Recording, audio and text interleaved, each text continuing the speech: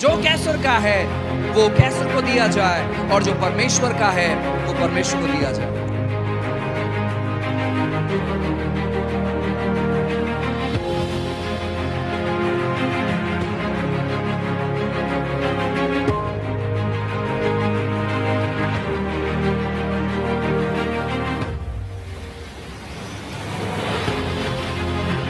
I want to tell you, people who don't pray don't hear from God.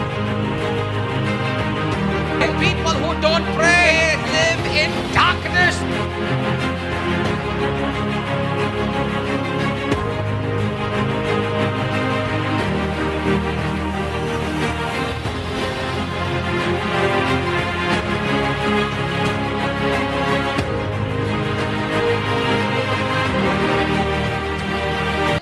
So next मैं request करूँगी pastor Manoj Sahu को कि हमारे बीच में आए और प्रभु का जो वचन है वो उन्हें दे के हमारी आत्मा को फीड करे।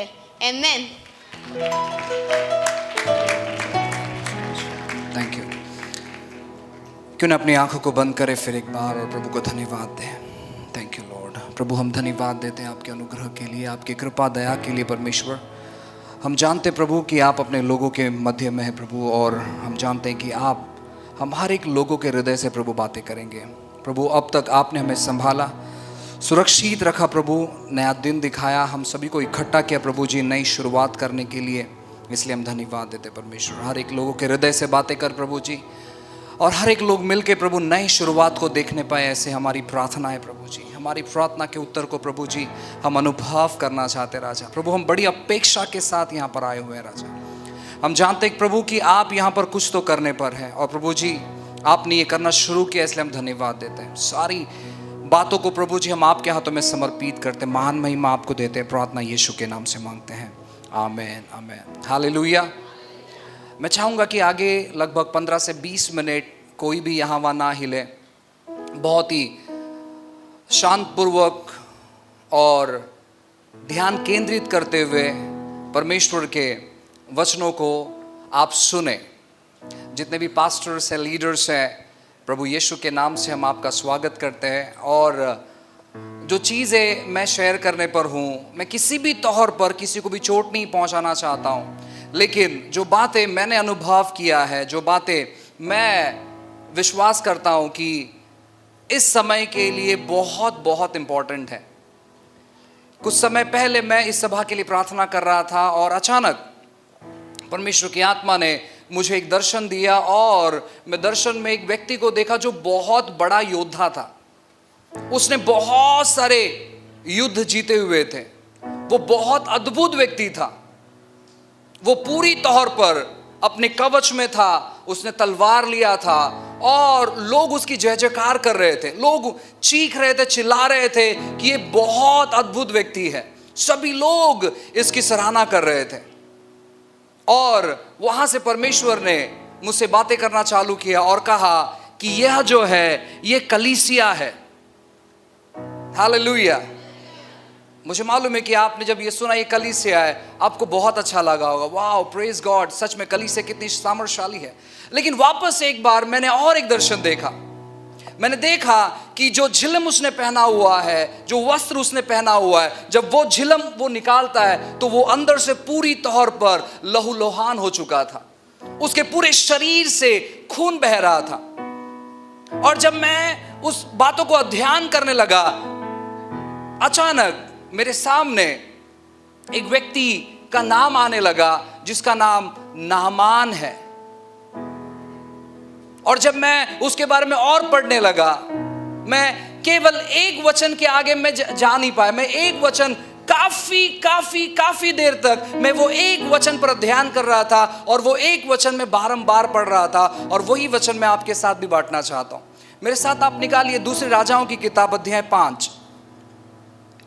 दूसरे राजाओं की किताब अध्याय 5 और वचन 1 मैं आपके लिए पढ़ता हूं, आप ध्यान पूर्वक सुने। लिखा है यहां पर, अराम का राजा का नामान नामक सेनापति अपने स्वामी के दृष्टि में बड़ा और प्रतिश्रेष्ठ पुरुष था, क्योंकि यहोवा ने उसके द्वारा अरामियों को विजय किया था। वह शूरवीर था, परंतु वो कोढ़ी था, वो शूरवीर था, परंतु वो कुष्ठ रोगी व्यक्ति था, कोढ़ी व्यक्ति था।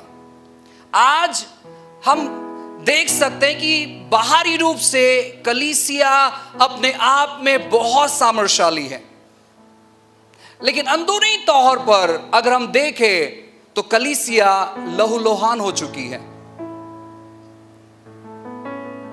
कलीसिया यहां पर जितनी बैठी हुई, आप में से हर एक व्यक्ति परमेश्वर की कलीसिया है।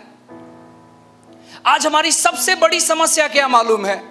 हमने बाइबल की ओर अपने पीठ को कर लिया है और हम अपने अनुसार अपना जीवन बिता रहे हैं। अगर मैं आप में से हर एक लोगों से एक सवाल पूछूं कि आप क्यों यहां पर आए हैं, मैं जानता हूं कि 70% से भी ज्यादा लोग एक चीज के बारे में कहेंगे कि हम प्रभु के आशीष को अनुभव करने आए हैं, हम अपने जीवन में बेदारियों को देखने के लिए आए हैं, हम अपने जीवन में उन्नति को देखने के लिए। मैं आपसे कहना चाहता हूं, मैं उन्नति के खिलाफ में नहीं हूं, मैं समृद्धि के खिलाफ में नहीं हूं, मैं कोई भी जो शिक्षाएं इन दिनों में चल रही, मैं उनके खिलाफ में नहीं हूं, लेकिन मैं आपको बताना चाहता हूं परमेश्वर कुछ तो अलग करना चाहता है और हमारा ध्यान शायद वहां पर नहीं जा रहा है। यीशु मसीह इसलिए इस पृथ्वी पर नहीं आए थे कि वो आपको धूल में से उठाए और आपको महल में प्रवेश दिलाए, जिस प्रकार हम सोचते हैं, जिस प्रकार हमें लगता है। हम बहुत सारी गवाहियों को सुनते हैं कि देखो मेरी स्थिति ऐसे थी, लेकिन जब मैंने यीशु को अपने जीवन में ग्रहण कर लिया मेरी स्थिति बदल गई। प्रेज गॉड, प्रभु की स्तुति हो, वो बहुत महान और अद्भुत परमेश्वर है, लेकिन वो मकसद नहीं था उसका। परमेश्वर ने जिस मकसद से आपको चुना है उसका मकसद कुछ अलग है। परमेश्वर ने जिस उद्देश्य से आपको चुना है उसका उद्देश्य कुछ अलग है, लेकिन हमने क्या कर लिया है? हमने अपना उद्देश्य अपने लिए निर्माण किया है। मैं इसीलिए मसीह के अनुकरण को करना चाहता हूं, इसलिए मैं मसीह के पीछे चलना चाहता हूं, क्योंकि मेरा परिवार सुरक्षित रहे।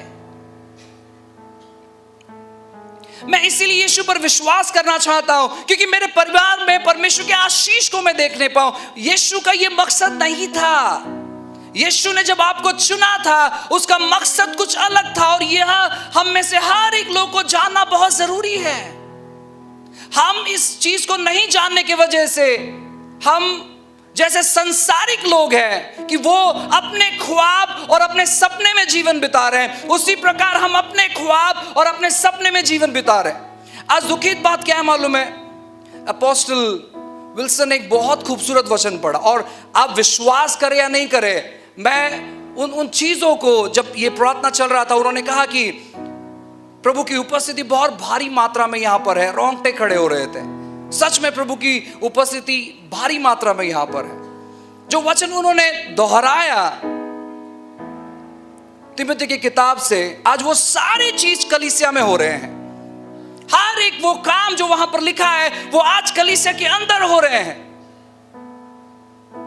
आज विश्वासी लोग, उनके जीवन में इतनी सारी समस्या है कि वो दूसरों के लिए आशीष का कारण ठहर नहीं पा रहे।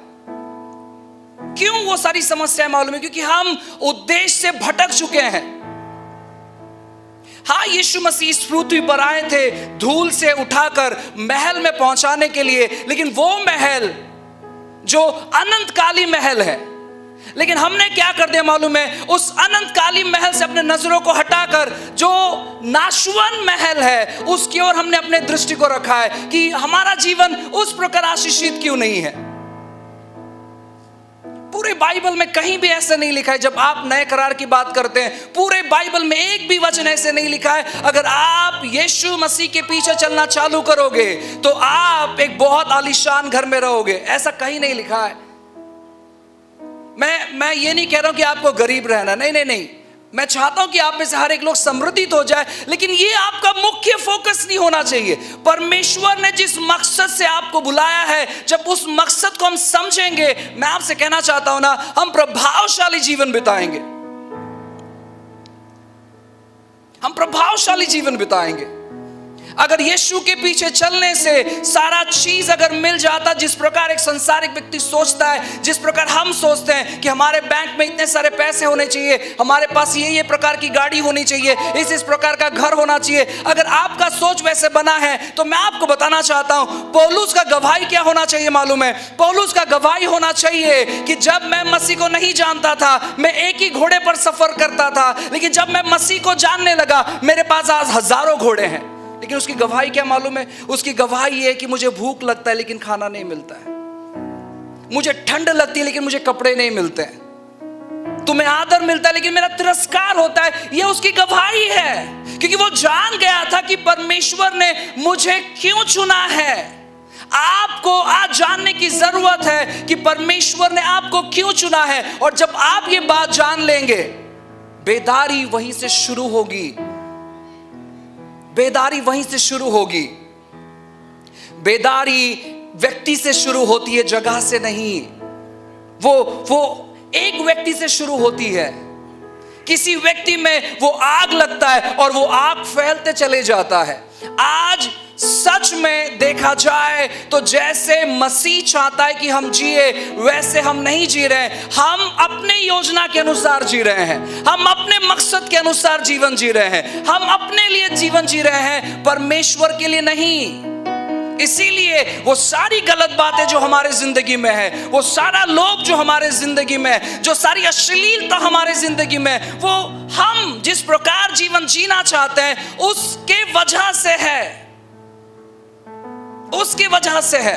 यह व्यक्ति बाहर से अद्भुत दिख रहा था, वो महान व्यक्ति था ऐसा लिखा गया है, लेकिन वो कुष्ठ रोगी कोढ़ी व्यक्ति था। अगर आप कोढ़ी व्यक्ति से मुलाकात करोगे तो आप 1 घंटा उनके साथ बिता नहीं सकते, इतनी बदबू उनके शरीर से आती है। उनका पूरा मांस सड़ा होता है, हर जगह से वो लहूलुहान रहते, वो खून हर समय रहते, वो हर समय अपने आप को पट्टी बांध कर रखते हैं। लहूलुहान इसका मतलब है जब तक किसी के शरीर से लहू बहता है वो गर्भ धारण नहीं कर सकता है। वो महिला, अगर किसी के शरीर से खून बहता है, वो महिला गर्भ धारण नहीं कर सकती है। आज कलीसिया लहूलुहान है, वो बाहरी तौर पर दिख रहा है कि सब कुछ बहुत अच्छा चल रहा है, लेकिन अगर आप एक एक सेवकों से मिलोगे आप जानोगे कि वो पूरी तौर पर लहूलुहान है। उनके जिंदगी में बहुत सारा चीज चालू है। जितने भी विश्वासी यहाँ पर बैठे हैं, अगर आपके इतिहास के बारे में बात करें, आपके स्टोरी के बारे में बात करें, आप पूरी तौर पर लहूलुहान, आप लोगों को दिखाना नहीं चाहते। आप बताते हो कि आप यीशु के पीछे आ जाओ और ये होगा वो होगा, लेकिन आप जानते हो कि आपके जिंदगी में क्या चल रहा है। क्यों? क्योंकि हमारा दृष्टिकोण कहीं और लगा हुआ है, लेकिन परमेश्वर हमारा दृष्टिकोण कहीं और लेकर जाना चाहता है। आपका सपना यह नहीं होना चाहिए कि एक दिन आएगा कि मेरे पास यही चीज रहेगा। नहीं, आपका सपना कुछ अलग होना चाहिए। आपका सपना वो होना चाहिए जो परमेश्वर का सपना है। आपका दर्शन वो होना चाहिए जो परमेश्वर का दर्शन है। हम अपने दर्शन में जीते हैं, हम अपने सपने के लिए जीते हैं। उसी के वजह से हमारे जीवन में किसी प्रकार का परिवर्तन नहीं है, किसी प्रकार का बदलाव नहीं है। हम झूठा जीवन जीते हैं, काफी बार झूठा जीवन जीते हैं। कोई जब हमें पूछता है ब्रदर कैसे आप, हम कहते हैं हम बहुत अच्छे हैं। हम उनको सच नहीं कहते, हम उनको झूठ कहते हैं। हम नहीं बताते कि देखो मेरे जिंदगी में ये चालू है। क्यों? क्योंकि हम जिस प्रकार जीवन जीना चाहते हैं उस प्रकार हमारा जीवन नहीं है। यीशु मसीह का वचन कहता है, जब आप पढ़ोगे 1 यूहन्ना की किताब अध्याय 2 वचन 6 में ऐसा लिखा है कि जैसे यीशु मसीह इस पृथ्वी पर चलते थे वैसे ही तुम चलो, जैसे वो थे वैसे ही तुम्हें जीवन बिताना है। हम कहते हैं कि ये इम्पॉसिबल है ब्रदर, ये तब होगा जब यीशु आएगा। नहीं, वो तब के बारे में नहीं लिखा है, ये अब के बारे में लिखा है कि वो जैसे थे वैसे आपको जीवन बिताना है। आपका ध्यान दृष्टि कुछ अलग होना चाहिए। आज सबसे दुविधा वाली बात क्या है? जो चीज परमेश्वर ने हमें बाहर करने के लिए कही वो चीज हम अंदर करते हैं, और जो चीज अंदर करने के लिए कही वो चीज हम बाहर करते हैं। आप देखो, ज्यादातर यीशु मसीह ने जो भविष्यवाणियां की वो ज्यादातर उसने बाहर की, वो ज्यादातर उसने बाहर की। उन सभी चीजों का उन्होंने इस्तेमाल किया लोगों को तैयार करने के लिए। आज हम काफी साल से मसीह में, 5, 10, 15, 20 साल, लेकिन हमारा पोजीशन क्या है मालूम है? हम संडे चर्च में आते हैं, हम बैठते हैं, हम सुनते हैं और हम कहते हैं आज का संदेश खूब भारी होता ब्रदर, आज का संदेश बहुत अच्छा था। और फिर हम घर पर जाते हैं, मच्छी मटन जो भी हमने पकाया हम खाते हैं और आराम करते। हमने कहा कि ओ बहुत थक गए हम चर्च से आकर, और हमारा जिंदगी बस ऐसे ही चल रहा है 24/7, कोई परिवर्तन नहीं है। हम झूठ पर झूठ बोलते हैं और झूठा जिंदगी हम जी रहे हैं। मसीहत ये नहीं है, मसीहत ये नहीं है। मनुष्य का पुत्र इस पृथ्वी पर आपके जीवन में 4 चांद लगाने के लिए नहीं आया है। उसका वचन कहता है कि अगर आप मेरे पीछे आओगे तो तुम्हें सताया जाएगा। हम क्या कहते हैं मालूम है? आप यीशु के पास आओ, आपका कर्जा नील हो जाएगा। और जब लोग आते हैं यीशु के पास और जब कर्जा उनका नील नहीं होता है, वो कहते हैं आपका परमेश्वर सच्चा नहीं है। नहीं, हमने उनको सुसमाचार सही तौर पर नहीं सुनाया है, हम गलत समाचार उन्हें सुना रहे हैं। हम कहते हैं आप यीशु के पीछे आ जाओ, आप चंगे हो जाओगे। मुझे कहीं भी बाइबल में ऐसे नहीं मिला है। क्या लोग चंगे नहीं होते? ऑफ कोर्स लोग चंगे होते और लोग चंगे होने ही चाहिए। यीशु मसीह चंगाई दाता है, लेकिन उन्होंने सुसमाचार ऐसे नहीं सुनाया है। हमें सीखना है यीशु के जीवन कथा से कि उन्होंने किस प्रकार इस पृथ्वी पर अपने राज्य को स्थापित किया। हमें जानना है कि उनका दर्शन क्या है, वो क्यों इस पृथ्वी पर आए थे, उनका मकसद क्या है, और उस मकसद में हमें जीना है। जब आप यीशु के मकसद में जीना चालू करोगे, मैं आपसे कहना चाहता हूं ना, परमेश्वर बेदारियों को लाने लगेगा। हम इसीलिए यहां पर 7 दिन मिलने वाले हैं कि परमेश्वर आप जो चाहते प्रभु वैसा जीवन जीने के लिए हमें मदद कर। आप जो चाहते परमेश्वर वैसी बातें हमारे जीवन में आने दे। आप जो चाहते परमेश्वर उसी प्रकार हम अपना जीवन इस पृथ्वी पर बिताएं। उन चीजों को हम परमेश्वर के सामने अंगीकार करने के लिए आए। मैं आपसे कहना चाहता हूं प्रियो, जिस प्रकार आप जीवन जी रहे हैं वो परमेश्वर के योजना में फिट नहीं होता है। जिस प्रकार आपका सपना है, क्या आपका सपना परमेश्वर के दर्शन से मिलता है? उसका वचन कहता है, लिखा गया है मत्ती की किताब अध्याय 28 वचन 18, 19 और 20 में ऐसे लिखा है कि स्वर्ग और पृथ्वी का सारा अधिकार मुझे दिया गया है, इसलिए तुम जाओ, सभी जाति के लोगों को चेले बनाओ, उन्हें पिता, पुत्र और पवित्र आत्मा के नाम से बपतिस्मा दो, और जो आज्ञा मैंने तुम्हें दी है उन्हें मानना सिखाओ। और ये बातें हम हर एक विश्वासी के लिए है। हर एक विश्वासी जो भी यहां पर बैठा हुआ है, हर एक विश्वासी के लिए यीशु मसीह ने ये महान आदेश दिया। पास्टर ने कहा कि great commission and great command. उन्होंने भविष्यवाणी के तौर पर बहुत सारे खूबसूरत बात कही। मुझे पता नहीं कितने लोगों ने कैच किया। ये बहुत जरूरी है परमेश्वर के उस महान आज्ञा को उसके प्रेम से भरकर हमें बाहर निकलना है। यीशु मसीह के चेले, जब आप उनके बारे में पढ़ाई करोगे, पतरस के पास यीशु मसीह को जब वो अपना जीवन उसने समर्पण किया, जब वो उसका फॉलोवर बन गया, जब यीशु मसीह के पीछे चलने लगा, उसके पास 2 नाव के बाद 2000 नाव नहीं आई।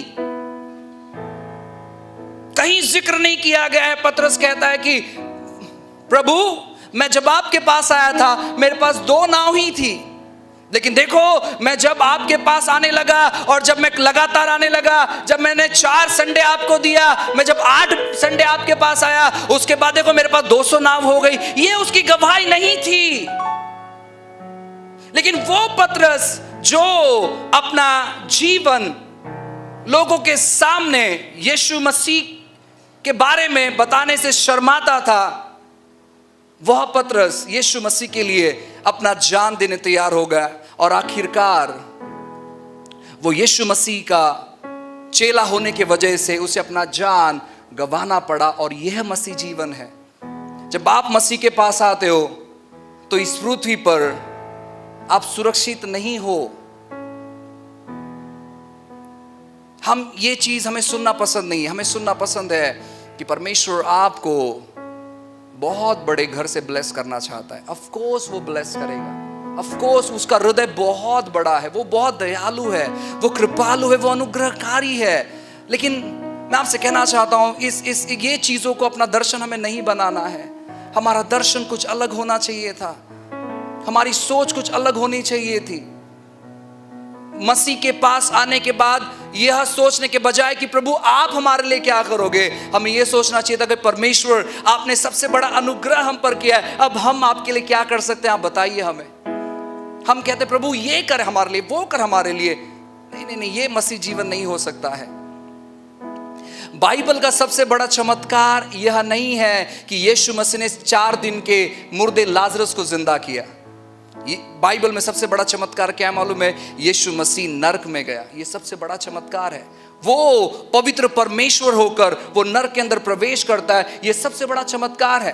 परमेश्वर होने के नाई ऐसे 100 दिन से मरा हुआ कोई व्यक्ति को वो जिंदा कर सकते, क्योंकि वो प्रभु है। लेकिन वो नरक में जा रहा है हमारे खातिर, वो कैदी आत्माओं के खातिर। ये सबसे बड़ा चमत्कार है।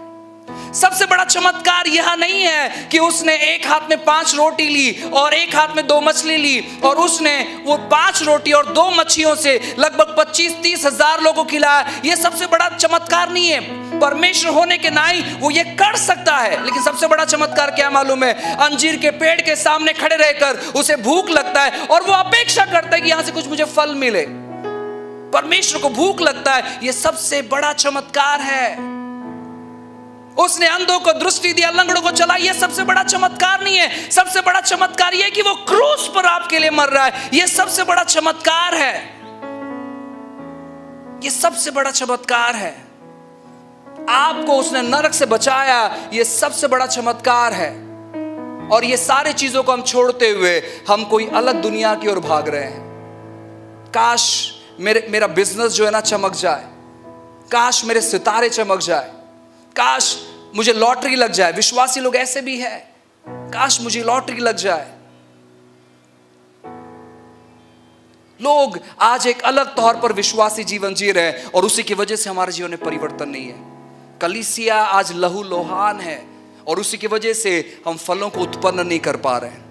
आज हमें निर्णय लेना है कि परमेश्वर आप जो चाहते हैं प्रभु, उन चीज़ों को हम अपने जीवन में पूरा करना चाहते हैं। आप जो चाहते हैं परमेश्वर, उन बातों को ही परमेश्वर हम अपने जीवन में प्रथम स्थान देंगे। आपकी इच्छा और आपकी मर्जी क्या है परमेश्वर? आपकी इच्छा और आपकी मर्जी के अनुसार ही हम अपना जीवन बिताएंगे। हम अपने सारे सपने को, हम अपने सारे सोच को हम बाहर निकालने के लिए तैयार है और आपके सोच को और आपके मकसद को हम ग्रहण करने तैयार। और जब आप ऐसे करोगे, मैं आपसे कहना चाहता हूं ना, इस पृथ्वी पर जो बड़े बड़े चमत्कार अब तक नहीं हुए हैं, वैसे चमत्कार आपके जिंदगी के द्वारा होना चालू हो जाएंगे। Hallelujah, hallelujah. आपको इंतजार करना नहीं पड़ेगा, आपको बड़ी बड़ी प्रार्थनाएं करनी नहीं पड़ेगी, आपको 40-40 दिन रुकना नहीं पड़ेगा छोटे छोटे चमत्कार को देखने के लिए। आप जैसे ही मसीह ने जिस प्रकार का जीवन जीने के लिए आपको बुलाया है, जब आप जीवन जीना चालू करोगे, अद्भुत बातें, अद्भुत चीजें परमेश्वर आपके द्वारा करना चालू करेगा। हमारा मकसद इस पृथ्वी पर, ये जो नाशवान पृथ्वी है, यहां पर चीजों को इकट्ठा करना, ये हमारा मकसद बिल्कुल भी नहीं है। अगर आपका मकसद यह है तो मैं आपसे कहना चाहता हूं, यह आपके पश्चाताप का समय है। अगर आपने अपने मन में ठान लिया है कि आप इस मकसद में अपना जीवन बिताने वाले हो, तो मैं आपसे कहना चाहता हूं ना, यह आपके पश्चाताप का समय है कि परमेश्वर मुझे क्षमा कर, और प्रभु आप जो चाहते हो उस प्रकार मैं जीवन जीने के लिए तैयार हूं कहने का यह आपका समय है। आप तैयार हैं मेरे साथ? आइए हम सब लोग खड़े हो जाएंगे, अपनी आंखों को बंद करेंगे और हम कहेंगे कि प्रभु हम पर अनुग्रह कर। हम अपने जिंदगी में कहीं और चले गए थे प्रभु, मैं अपने दर्शन को पूरा नहीं करना चाहता, मैं आपके दर्शन को पूरा करना चाहता हूं। मेरा दर्शन मैं यहीं पर रोकता हूं, मेरी सोच मैं यहीं पर रोकता हूं। प्रभु मैं आपके सोच से जुड़ता हूं और आपके दर्शन से जुड़ता हूं। नाशवान चीजों के पीछे मत भागो, जो अविनाशी चीज है, जो कभी नाश नहीं होगा, जो अनंतकाली है, जो एवरलास्टिंग है, उसकी ओर ध्यान करो। जितने भी प्रभु के जन हैं, मैं हाथ जोड़कर नम्र विनती आपसे करता हूं, हमारा मकसद ये नहीं कि हजारों की तादाद में हमारी कलीसिया रहे, वो सेकेंडरी है, वो बाद में है। सबसे पहले परमेश्वर आप मेरे लिए सब कुछ है। कलीसिया परमेश्वर की दुल्हन है। इन चीजों को हम समझने का प्रयास करें। ओ धन्यवाद यीशु।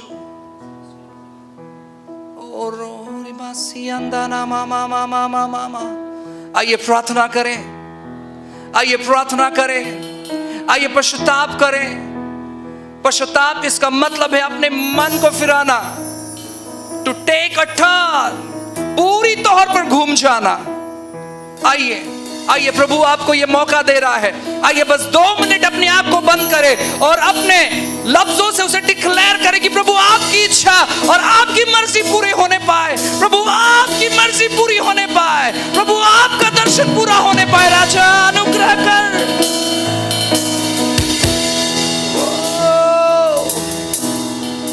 यीशु धन्यवाद। ओ शिकेंदेरा बामा मालेरा बासियांदा ना मामा मामा मामा मामा। आइए कोई तो मध्यस्थी करे कि प्रभु हमें क्षमा कर, क्योंकि हम अपने दर्शन को पूरा करने में लग गए थे।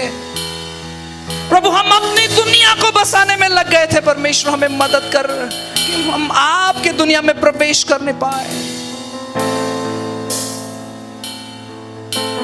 प्रभु आपने मुझे चुना है अपने काम के लिए। अब तक मैं प्रभु आपको कह रहा था ये चीज करने के लिए, लेकिन प्रभु आज से मैं आपका सुनने तैयार हूं। मुझे बताएं प्रभु आपने मुझे क्यों चुना है। ओ जीसस, अनुग्रह कर परमेश्वर।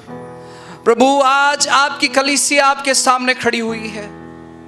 आप मदद करें अपनी कलीसिया को। प्रभु हम मानते हैं कि हम भटक गए थे। हम मानते परमेश्वर कि हम अपने दर्शन में जी रहे थे। हमें मदद कर प्रभु आपके दर्शन में जीने के लिए। हमें मदद कर प्रभु आपकी बुलाहट को पूरा करने के लिए। अनुग्रह कर हम पे राजा। परमेश्वर आपने अनुग्रह किया, धन्यवाद देते हैं। हर एक चीज, हर एक लोगों को, उनके विचार धारणा को, सोच को प्रभु हम आपके हाथों में समर्पित करते हैं। महान महिमा आपको देते हैं। प्रार्थना यीशु के नाम से मांगते हैं। आमीन।